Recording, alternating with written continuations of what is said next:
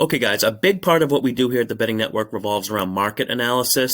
In order to analyze the betting market, we need to access public betting data.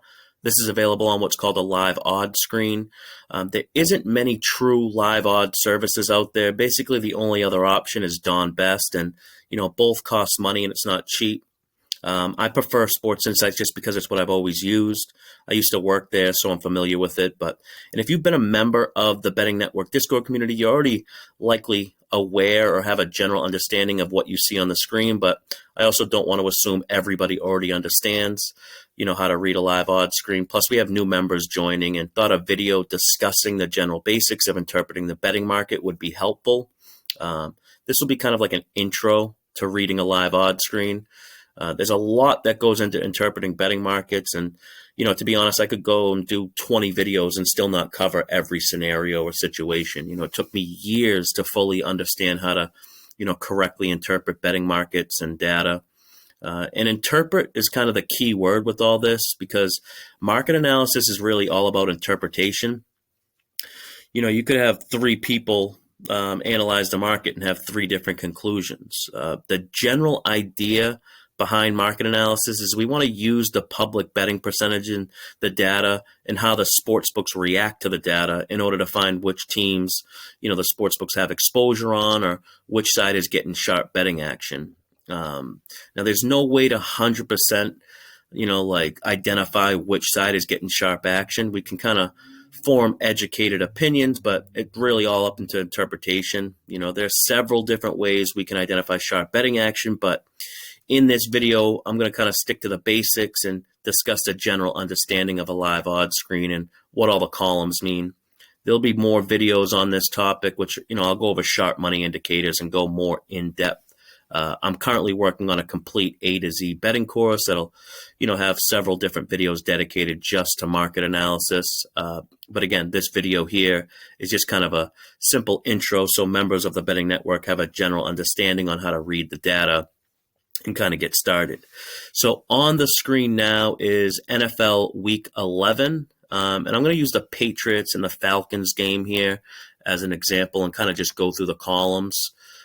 Starting with the first column here, ticks. This shows the amount of bets being reported on the game. Now, this isn't all the bets in the world at every sports book being made on this game. It's only the amount of bets placed on this game from the few sports books that report their data. That's important to understand. So the ticks column here and the betting percentages, they don't represent every single bet made on this game at every single sports book. It's just, only what's being bet at the few offshore books that report their betting data. So if we look at the next column over there to the right, SPD number sign, this is the bet percentage on the spread. So if we look at the ticks, that's 8,435 bets being reported on this game. So there's 74% of the spread bets being placed on New England out of those 8,435 bets. The next column there, SPD dollar sign, that's the percentage of money on the spread. And again, we don't know how much money is being bet. We only know the percentages of money based on the tick count. So the higher the ticks count, we can assume the more money being bet, which would give us, reason to believe more weight to the percentages, if that makes sense. Now, the next two columns are both money line.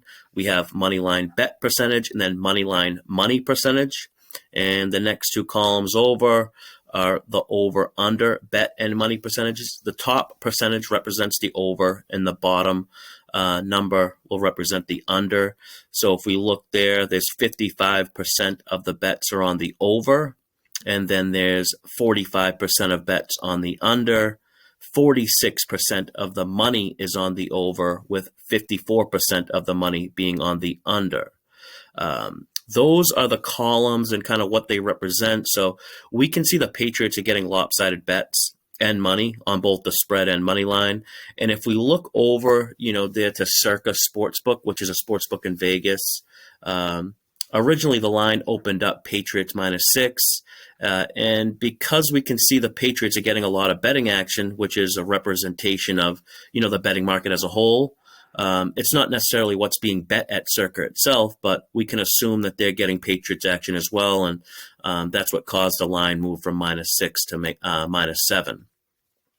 Now, knowing where the sports books open the lines up is very important. There's a lot more that goes into this, but again, I just want to kind of give some of the new members a general understanding.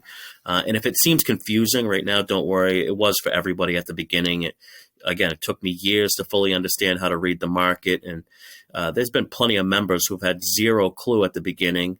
And now they know what everything means, and they're forming their own logical opinions based on the data. And, it took them a lot less time than it did me. So, and lastly, I want to kind of make sure that people understand that market analysis or reading a live odds screen isn't some hidden secret that will allow you to win every bet.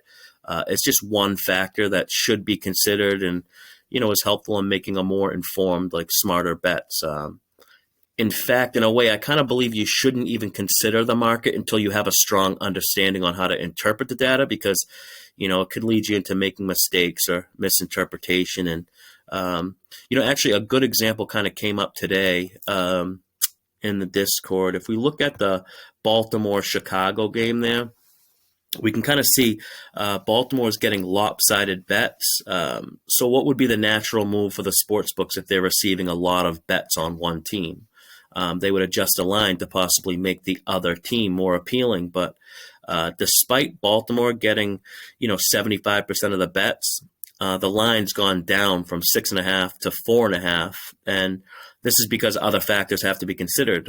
Baltimore's quarterback, Lamar Jackson, he missed practice today, the day of this recording, and he was sick and, or whatever. And that's the reason for the line move. And it has nothing to do with the betting percentages. It's just the fact that the starting quarterback could possibly miss or be sick for the game. So there's a lot to discuss, and we'll get into it with future videos.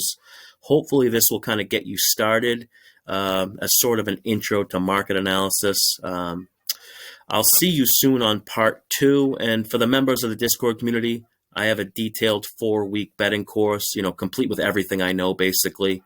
Hopefully that'll be ready to go soon. So stay tuned.